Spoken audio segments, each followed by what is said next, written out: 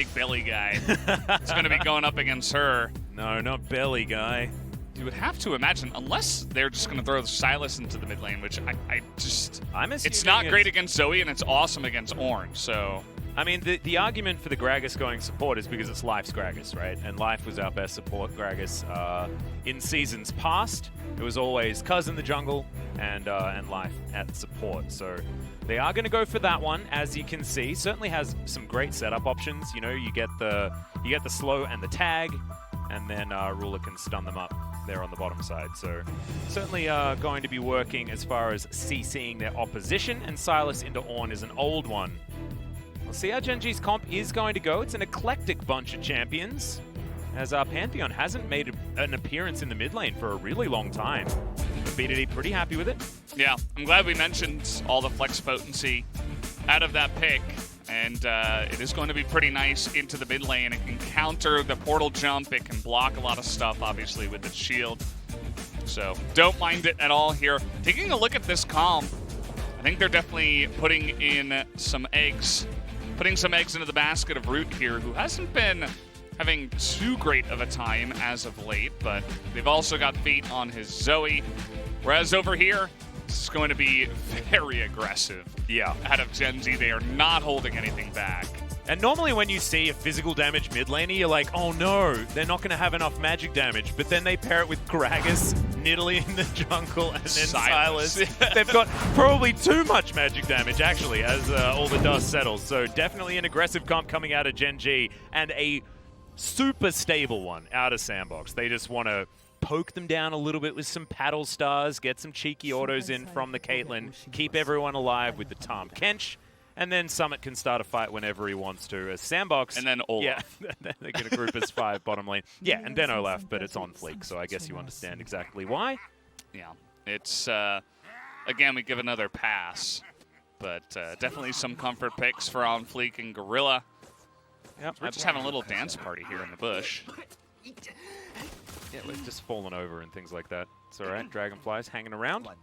But as you can see, nothing too much going to happen. Hopefully there's not going to be any wandering into the enemy jungle and dying like we saw a couple of days ago. In fact, last week.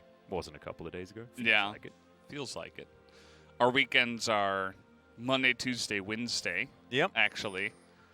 So we get an extra one, though. It's like we get long weekends for the whole second round. It's actually kind of cool. It's true. We just tack on an extra week. Instead of 9 weeks, we get 10. Yeah. I like it a little bit more. Especially this time around where we didn't have super weeks forever with the triple best of threes cast from our bedrooms. This is, I'm enjoying this much more, I'm not going to lie. I'm happy we're over that time. That was a little bit annoying. But, yeah, it'll be interesting to see how this season is going to end up. There's been a lot of strong teams up at the top side and then a lot of weak teams down at the bottom side. A lot of people were buying into the Yamato/Tomato hope. Some of that tomato magic. Yeah, the magic. And they have struggled in a couple of their last games, especially up against some of the stronger teams. We'll have to see if they can put up a challenge here up against Gen.G, because Gen.G are just looking really good right now. The thing that I'm sort of happy about when it comes to SANDBOX is what they're building, not necessarily what they've built now. I feel like they are putting in a lot of work in shoring up their communication and how this team's supposed to work, and I think that Yamato certainly has been a good test for that. I just think, unfortunately, it came a little bit too late this season. But with the virus, everything like that, it's certainly been difficult to get everything together, and SANDBOX have managed to do it. So even though it is a little bit late, these are trying times, and you can understand exactly why there's been a delay, as Rascal's down to 100 health. Just showing some of the early laning prowess of this Ornn, as Summit is thinking about diving him. That's a solo queue thing where you're just taunting the enemy laner by doing the stutter step.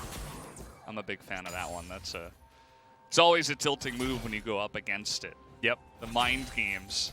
I love the non-verbal trolling, actually. Yeah. Or even, you know, you don't even have to throw out an emote. You can dance, you can laugh, you can stutter step like he did.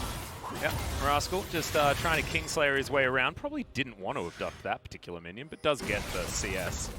So that's good news. 0-2 Root, last week's Caitlyn performances. He doesn't need to feel too bad. Caitlyn did terribly on every team. So yeah, and the stat we had show up on screen was that 2 players played it 1-1 and one was 1-2, which don't encapsulate all of the games of Caitlyn. In case you guys were wondering, we did have 13 games. She's 2-11, so not feeling too good. That is going to be BDD copping a lot of damage. Puts up the shield a little bit too late, as he'd just recently teleported back. So Fate with the heal, doesn't want to get burst down by any sort of cheeky ganks or anything like that with Clid coming in. Of course, Pantheon, Nidalee, a terrifying combination of champions, so you want to be defensive with your choices. Oh, here we go. Yeah. They push mid lane. There's no vision of this. They're trying to jump on OnFleek. Here we go. There it is. There's the stun, and this is exactly the combo that we were talking about. Smite comes down. BDD trying to stay in there as life is... Oh, the spear, not quite enough. Grazed his bottom there just a little bit as he walks away. No first blood just yet. Now Ruler taking a little bit of poke in this lane, but you can see Jhin's lane control just real scary with the dancing grenades. It just means that you're always contending with Jhin and a minion wave, which is why Life has so much positional advantage. Yeah, it's definitely difficult. It's part of the reason why we do see the Jhin into this lane very often. And that was rough for Clid. He was just a couple pixels away from landing that spear and picking up first blood for both spears, actually. The one that was looking to engage and missed, and the one that missed under turret after the flash. So a little bit unfortunate. It was a nice setup by Gen.G, but they're going to be denied that play. Yep. Still, you can see the potential of the Pantheon, right? You can push very fast and then try to roam, especially after level 6. They didn't get punished for it, though, really, right? Like, BDD was able to shove out the wave. Ruler was there. It wasn't like he was getting zoned or anything like that. So Gen.G demonstrating why their comp is so powerful in the early game, right? Like, they can afford to leave lane and just do what they want, as Ruler might need to stand back a little bit. There's the heal after the exhaust. Great double knockback with the body slam from Life, but now there's no longer the aftershock, and he's running. Gorilla gets hungry, but not hungry enough as the Peacemaker is not going to land here today. We're probably going to have a bit of a back as OnFleek has started off the Drake with all of that control of the bottom lane that they have now managed to pick up. Yeah, also the Zoe pushing in mid. They're just going to easily take that one down. It's Infernal, which is going to be really nice for the Zoe and the Caitlyn in particular.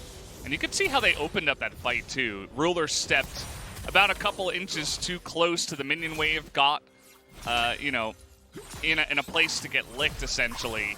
Yeah. And they were just able to follow up from there and trade a couple of summoners and take back some of the control in the lane. So definitely a good look up against the Gen.G bottom lane, which is absolutely very strong. Certainly has been performing better and better as the season's gone on as well. I've really been impressed by Ruler, as Rascal does find himself a little bit of an abduct onto Summit. Grabs himself a goat of his own, but isn't going to be able to throw it out the ram just yet. You can see that early on, actually, Rascal did get pretty far behind, and he kept on getting pushed in. That's generally what's going to happen early on in the levels, because Ornn, his base stats and the numbers on his abilities are very good. But eventually, Rascal, once he gets some items, is going to do very well in that lane, and so far is not too far behind, even though that early game can be a little bit of a pain for the Sylas. He's now going to start pushing in that Ornn up in the top side. Yeah. See how it does develop as the game goes on. Of course, Abyssal Mask is such a great buy for Summit just in general, so you're going to be pretty happy, but as you can see, like you're talking about, the lane is getting more difficult.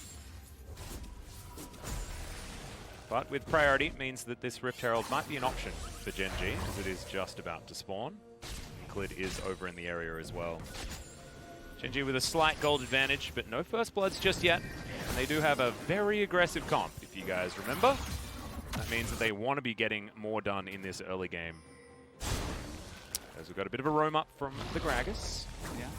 You can see they're taking it pretty slow. They want to pull Shelly over to their side of the river, essentially, near the opening. As Fate is pretty low on mana, but he just picked up blue buff. So here we go. Yeah, that is going to be the counterfeit Ram, but gets the Ragnarok out of the Olaf as now the real GOAT comes back. As BDD's going to get knocked up, no time to put up a shield, as they will just have the Herald stolen away from them, and Flash has to be used by Rascal to get himself out. This is just highway robbery by SANDBOX, First Blood and the Herald. Yeah, little bit of an Ornn difference there in that one. The Ram out of Rascal was totally just off the mark, and the one out of Summit was literally perfect. Caught all three of them in both sides. I suppose he only got the knock up on BDD though, but either way that was enough to open it up. Already did a ton of damage with Shelly helping out with a nice little swipe. And Gen.G immediately began to realize, hey, we're really out of position. And those three champions also not exactly the most tanky, so not able to sustain there in that fight very well, and that's a really nice play for SANDBOX to turn that one around. They get the first blood, the Rift Herald, and immediately momentum goes to their side with the better late game team obviously going to be feeling good right now. Yeah, and Summit is just terrifying on this Ornn. He's very, very strong. And we were talking about this lane sort of moving back into Sylas's area, but now they've recognized it and they're looking to try and punish Summit, who flashes away immediately. And that's a good stun there on the bottom side, but looks like SANDBOX are trying to turn this one around as well. Another Tongue Lash coming out as half the health bar onto Root, but Ruler as well, getting chunked. Aftershock working out for life, so just a little bit of biffo, but otherwise not too much. Yeah, neither support going for Unsealed Spellbook, so they're going to have some great battle runes, essentially, and certainly is helping out as OnFleek comes down, helps push the lane. Looks like Caitlyn is going to go back and buy. We'll see if she has enough for Infinity Edges. Here's another look at the fight. You see that they're going to take, so here, they send it in first, and it's an on Olaf. And then so much damage is going to come down and knock up BDD here, and everybody on the side of SANDBOX immediately collapses onto them. Even Gorilla gets there just one step ahead of life, so they're just able to knock down BDD. Yeah, a little bit of a mistake by BDD as well. You'd expect him to be able to put up the shield a little bit before getting that knock-up, understanding that where the damage is likely to be coming from, but wasn't actually able to. Might have been on cooldown from previously. Of course, has quite a long cooldown in the early stage, but did certainly look a little bit unfortunate there for the Pogmaster himself. Now we've moved towards about an 800 gold lead that's only going to be extended here with Shelly in the mid lane, as Clid might have found Gorilla, but misses another spear.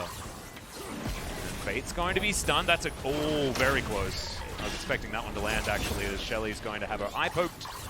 Still a couple of plates remaining on that outer turret in mid lane, but as you can see, 1,200 gold going to be the lead. Maybe a fight, a brewing here in the mid lane. 4 members of SANDBOX lying in wait. And the poke from the Zoe's working out. Fate really is doing a lot of work in this game so far, keeping BDD down, making sure there's always pressure for SANDBOX in the mid lane. That feels bad. Yeah, BDD's already behind in this lane, and missing cannons is not going to help out that case, as there is not much priority down here in the river for Gen.G. They may just have to give another dragon over to the Olaf comp, which is generally what happens, but here they come, actually, over the wall. Yep. Gorilla going to get speared, but he was coming up for a lick anyway. Not too worried. Undertow's good out of OnFleek. They're just trying to get the shove to make sure that they can control the river. Gorilla with a big bullet in the chamber, but nothing to really use it on, apart from that ward. Gen.G will leave one ward, which is certainly not going to make them very happy. Rascal, with Call of the Forge God available, hijacked. Looks like Gen.G are going to try and steal this one away. Zoe was on a reset, and we do have the man drop just coming back off cooldown. Gen.G do manage to grab this as Cloud Soul this game. Bit of a feels bad, but it's all right. Going to have a lot of movement speed, and if you've got Jhin, definitely a fan of that.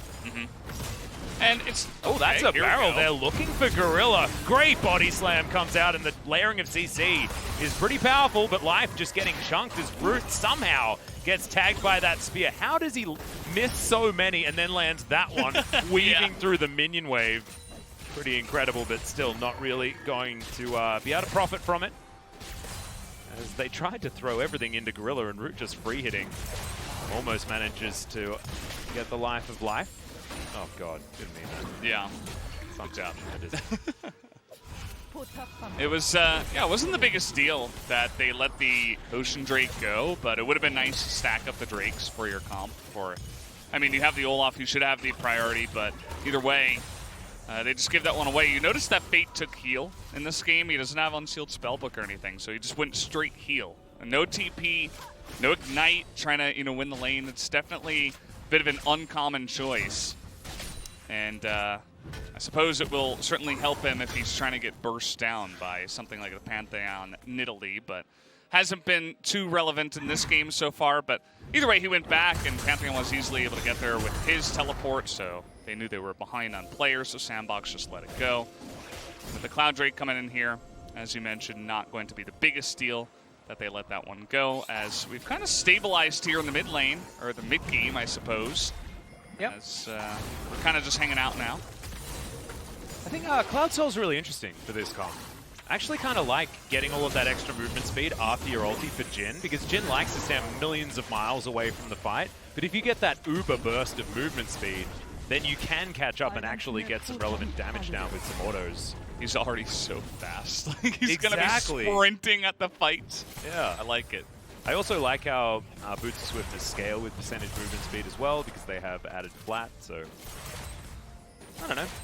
Could be something worth thinking about. Plus, they've got a few alternates that you just want to throw around, such as the Cask, and of course, Ruler's Curtain Call. More of those you get down, definitely the better. Guardian going to stop Root from taking any damage whatsoever, he's got an eclectic collection of items. Whoa. Going to be going rapid fire cannon. Collection. I know, I don't know why I'm going for every tongue twister. Got all the words today. I don't know what's going on. Well, we're going to need the words because we don't have a lot of action in this game. Ruler was just pushing bottom lane by himself. As here we go. Yeah, that spear going to miss as well. So Fate going to survive, but the Paddle Star misses. No turnaround opportunity as Root's going to turn up. And OnFleek's fighting Rascal. Rascal winning out on the health trade. Okay, Bubble not going to connect. And OnFleek threw away a lot of his health bar, but at least got rid of Rascal there, who's now got the hijack on cooldown. And that is second Herald also going to be picked up by SANDBOX. Yeah, definitely a lot of tempo being earned here by SANDBOX, even though Gen.G tried to open up that fight. They had to back away, and yes, Ruler is getting a lot of solo XP down here in the bottom side, but they really have to punch through here in the mid game. Gen.G do. They have to get there before Caitlyn starts coming out of her power trough and before Fate starts one-shotting a lot of these squishy members on the side of Gen.G in the later stages of the game. So I'm curious to see how they're going to try to make that work. It looks like for now, trying to get some vision and potentially get aggressive here in the enemy jungle. Yeah, it looks like Ruler is going to be parked in the mid lane with those minion waves in check. A little bit of a play towards the top side here as there's a lot of vision from Gen.G. Summit. He might be a little bit too tanky for these guys as the spear is going to connect. That's the pounce as the flash does come out. So a lot of respect given. There's skirmishers sort of helping out there for that extra damage. Looks like BDD and Clid should be able to get some work done here on the outer turret top lane. Gen.G might be able to get towards some sort of advantage unless they lose the bottom lane outer turret, which might actually happen given the Rift Herald advantage that SANDBOX does have. That's going to be the trade turret. 800 gold now in it. Favor of SANDBOX, my god. Hello. Welcome to the game, mid-game, Zoe. It's scary. She just picked up her Ludens, and already you can see no MR. Not much defensive stats there on the side of Rascal, so he just gets bopped. As Clid is in an awkward spot here. Yep, just pouncing where he can. Bubble not going to connect. As Life taking some reckless swings here from OnFleek, but is going to miss. As Teleport comes in from the top lane, full minion wave is going to go begging, as now we're fighting around a Cloud Drake. Everyone pretty excited about collecting this one by the looks of things. Double teleports coming forward. Drake being taken down to about a third. Now, let's see who's got the best ramp. There's the engage from the Gragas. He's thrown away his life, but the Olaf is now out of it. Gorilla also having to flash. Kingslayer is massive from Rascal to keep him alive as there's the stun, and Gen.G may have just found their team fight Fate still alive, but he's flashing around this one. Deadly Flourish not going to connect as Summit now in trouble. Curtain Call comes in. Root tagged immediately, but missed by the second one. And Gen.G now trying to corral them. Rascal getting in there. The abduct's fantastic. He's just latched onto the Caitlyn and taken her out of the fight. Is now Summit also going to go a double kill for B2D. And Fate's on the wrong side of the map. There we go. Spears going to miss once again. Not the greatest day for Clid, not going to lie. As Deadly Flourish, that's going to grab it. Man, what a team fight by Gen.G. I was like, why are they forcing this fight over this first Cloud Drake? You have a massive wave up in the top side. Why are you doing this? Well, if you're going to win that hard, I guess I don't deserve to question it too much, right? Yeah. Just looking at the results, I suppose. But you can see here, the Ornn ultimate stolen, a great engage. They get Caitlyn immediately right into the front. Has to be devoured, putting out 0 damage. Zoe totally zoned the entire time. Battlestar's doing nothing. BDD getting so much value with this man drop, and just like that, I mean, the engage is opened up by Gen.G very confidently, and they knew they had the power here in this mid-game before Root was really coming online, and that was all it really took. The 2 members going down. Really great follow-up engage here from Rascal just to lock it down, and it's a full ace by Gen.G. This isn't just like, oh, we got one person and took Cloud Drake. This is like, we totally flipped the game on its head, and now we are in the driver's seat. As you can see, they have taken the gold lead here, and this is exactly what you want out of a comp like what they're piloting. And they've saved B2D, basically. Like, B2D's on the Pantheon, doesn't necessarily scale into late game very effectively, but now he's 3-1-2. This Panth is gigantic all of a sudden, as they have about a 600 gold lead, but he's now ahead in the lane that he was really struggling in up against Fate. No flash on this Zoe either, who will need to be a little bit careful here this game, at least for the next few minutes. All right, Clid just going to jump right into an axe as have Ace in the Hole come down, and Life is going to block it there for Clid. Another spear going to land. When will they start connecting, Clid? That's my question. There's Rascal here, split pushing towards the bottom side. And it seems like no one on SANDBOX is going to stop him. Yeah. We do have Summit at least backing. Still a lot of damage there to the inner turret. What's the defensive vision around this Baron that's only been alive for about a minute? Yeah, just taking a look at the items here, the Caitlyn going for the Storm Rager. She's going to take a very long time to come online. We've still got a good 10 minutes before she's really outputting damage, maybe even longer. You can see that they've really had to mix up their resistances too, as that's a massive hit from the side of Fate, who is 4 levels above the support Gragas. But yeah, they've really had to mix in MR and armor against this comp. We talked about how much magic damage they have, but also the lethality Pantheon. If you're not building any armor, you're just going to get ripped to shreds. Yeah. Alongside of Jhin, obviously, who's going to be doing the majority of the sustained physical damage. So a little bit annoying for the itemization for SANDBOX as Root thought maybe they wanted to engage on that one, but not just yet. Potentially, Bubble going to connect there as now OnFleek is after Clid. There's the Ornn. It's going to find the Jhin as Ace in the Hole does connect. Rascal does have a ram of his own, but it's Clid that goes down to the north. While I was talking about the mid lane, as there's the man drop for the escape. And now Life is he's just taking a hillbilly stroll towards the enemy base, as that paddle star was pretty incredible from Fate, to be perfectly honest.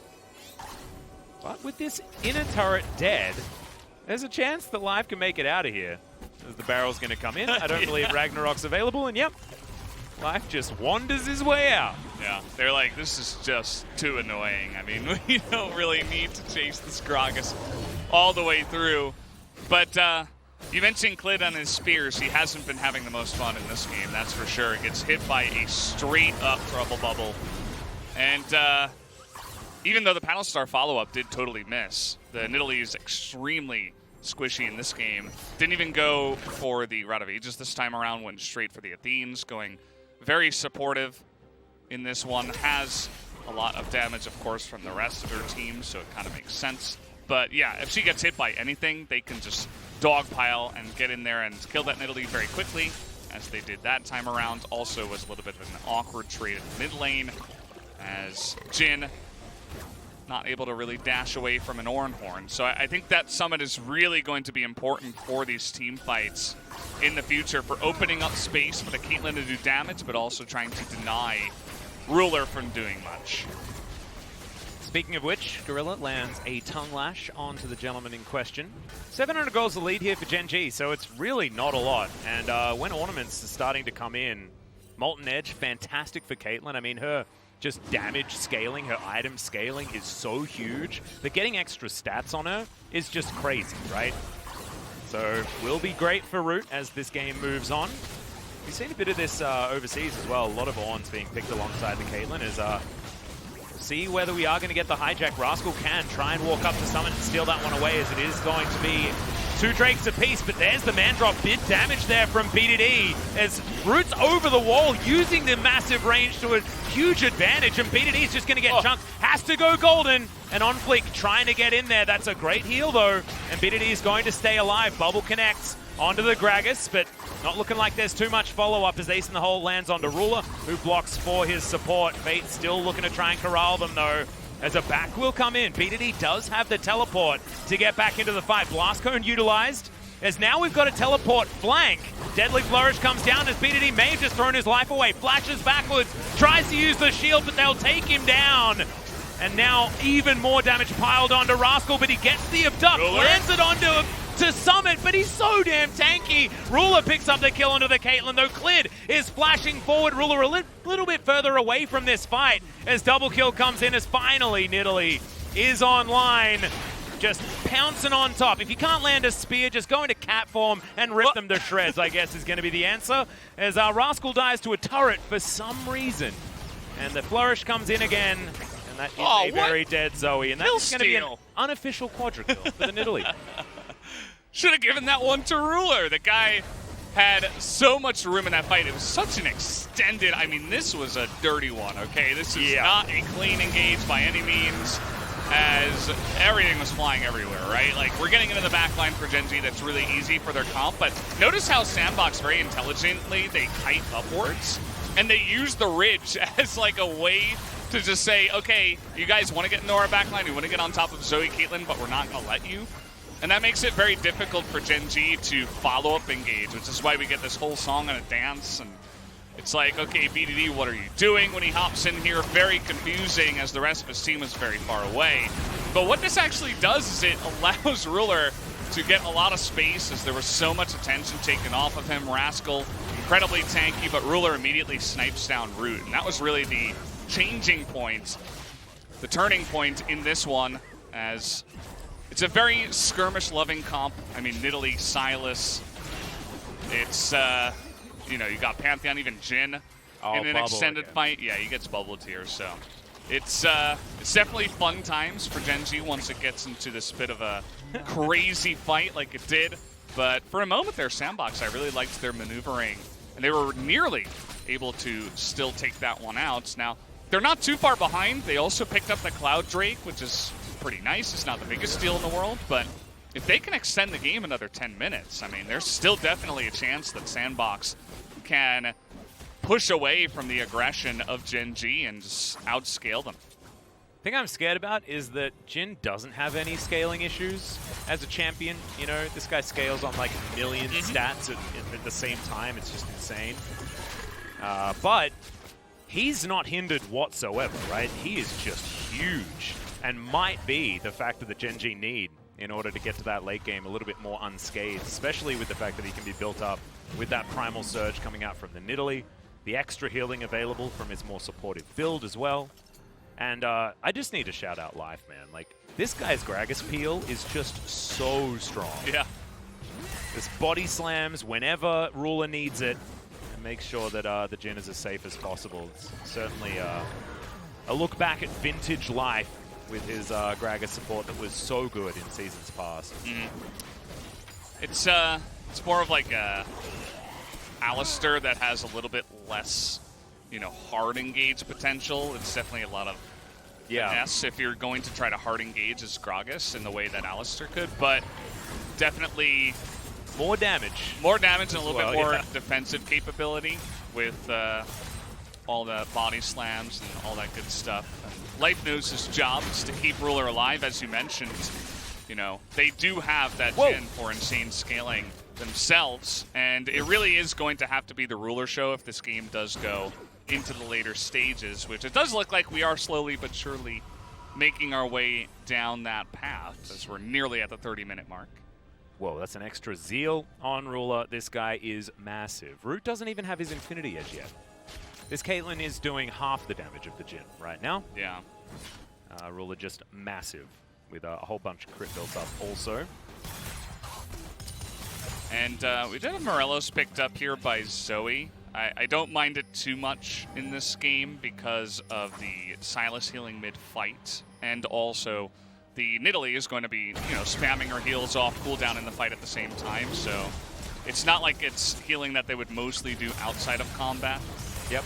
As we're taking a look here at the damage percentages, once again, Fate is just trying to carry his team in terms of damage, and it's the Ruler show on the side of Gen.G. Good to see there's no surprises when we have a look at those damage numbers. 3,000 gold the lead here as Nidalee just steals away that dragon for free. Soul point provided over to Gen.G. Yeah, it was a little bit confusing as to why they just let that one go, but maybe they're just saying, well, it's only one singular Cloud Drake, it's not going to give them the soul just yet. Let us continue to try to get Ornn items, get Caitlyn her Infinity Edge at least before we fight. As you've been mentioning, that is a extremely important item that she still hasn't picked up yet. And they're definitely going to want that one before we do get into any big engagements.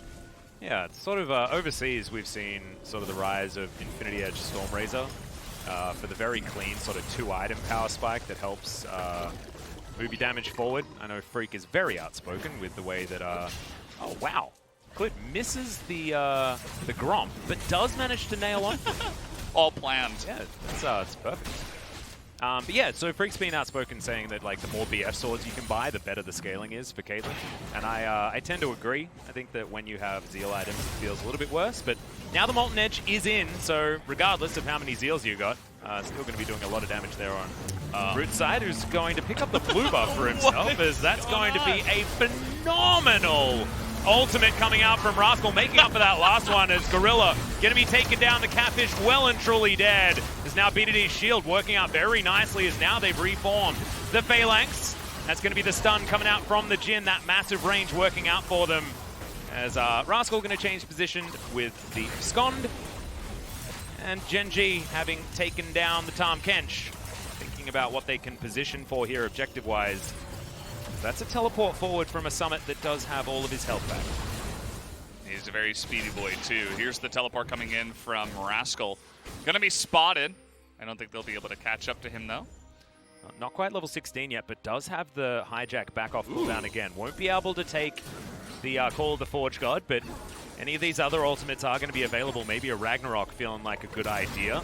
As Abyssal Voyage comes in from Gorilla to reposition him, and now it's going to be 5v5 as Rascal getting chunked. Kingslayer comes in, but that's a fantastic Zhonya as the barrel goes completely wide as Root does take down the Sylas. Now it's 5v4. Summit frontlining beautifully. Life is dead. Ruler trying to kite this one out. He's so damn fast, but Root is chunking everyone with his new Molten Edge. This is what happens when you hit the item timings, and my god, finally Root's actually doing some work. Curtain Call comes in, but doesn't really do anything as this Baron's taken down to about half health. BDD going to be spotted on this ward.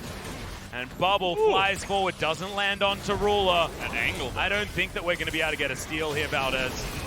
Doesn't look like the BDD going to throw out a spear. It's not going to happen as we have officially entered the later stages of the game. You mentioned the Molten Edge, and it starts off really nicely here for Gen.G. This is a perfect cask.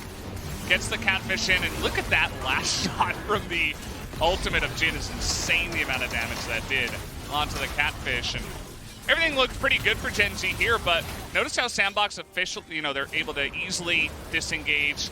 And then this engage out of Gen.G was very sloppy. Rascal goes in, has to stopwatch. And then look at the lack of follow-up. Root has so much room on the right side. And once again, he's using this ridge to say, you know, you can't get near me. Fight was pretty much over by that time anyway, but still able to take out one member. As everybody's happy here in the booth. I think a lot of people in that booth. It's like 5 coaches. So like the huge smile on Joker's face, and then Yamato's in the back like, yes, but I'm still not happy yet.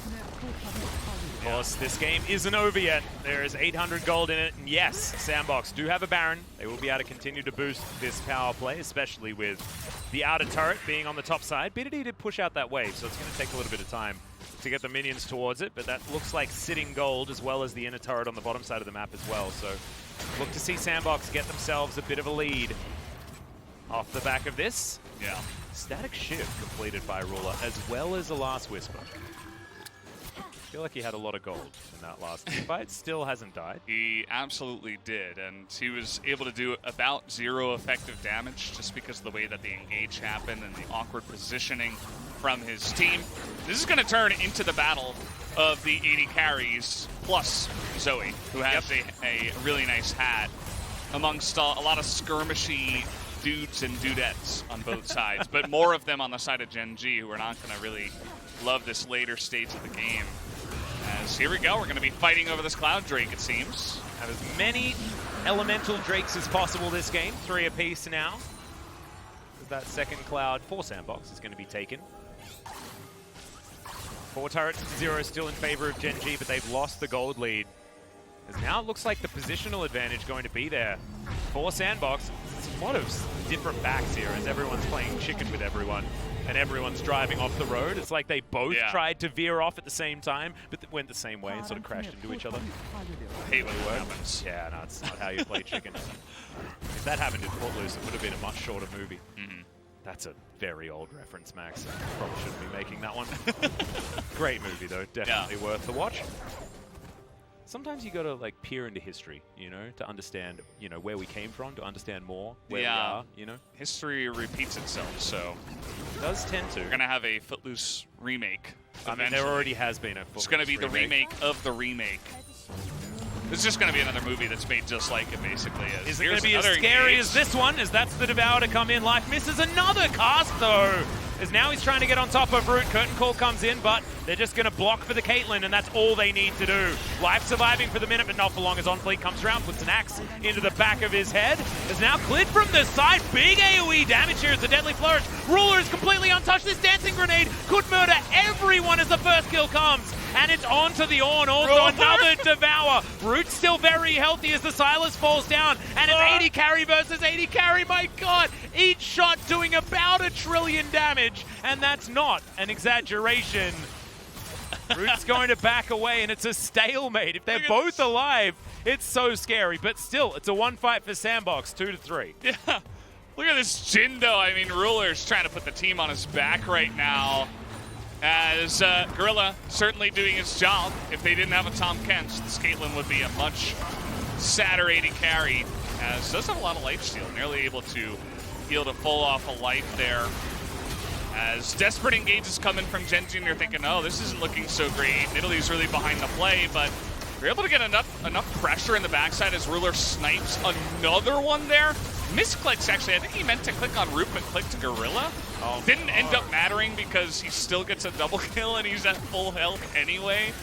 And one shot to Root, and Root is like, never mind. I'm going home. Yeah. I will see you in the next game. The Tahm Kench is dead. Now I can't walk forward in case Ruler is in range to auto-attack. If Ruler is in range to auto-attack Root as a 4th bullet, his entire health bar evaporates. But now, he's got a Bloodthirster. There's a Lord Dominic's regard on Ruler. Like, this guy has maximum damage and doesn't care who he's shooting. As OnFleek's got a lot of health, that's why Lord Dominic is going to work. As the red buff is stolen away, Root's going to claim that. But yeah, this is 100% Battle of the 80 carries. Another Zeal completed. Hey, what are you doing? Fate is dead. Another party cast from Life. Oh no, it's a disaster, and Fate actually going to survive. The Nidalee's dead, the Gragas is too. Ruler is still alive, thank goodness for him. As now he's getting enclosed by both Gorilla and Summit. All right, captive audience comes in. Root's flashing over, though, and that is a very dead Jhin, and that may have just been the throw here by Gen.G. BDD off to the side, but maybe he's just throwing his life away for the colony as well, as another Ornn comes out from Rascal. He's trying to peel for the Pantheon, but he just can't. And now he realizes that I think his job is going to be trying to clean up minion waves that he just cannot. This game should be over. I think so. I think they're just going to push down the mid lane and take it away as Fate playing the 5D chess in front of all of us, saying, you know what would work here is if we bait Ruler and the rest of his team out of position by my unbelievably aggressive portal jump. And it ends up working out because they couldn't click on Fate again, as they're going to try to defend here. Not sure it's going to work. Yeah, well, that's Clid just trying to clear out the minions, but that's not going to do it because those turrets died in about 3.5 seconds. That's game over. SANDBOX take game 1, and Gen.G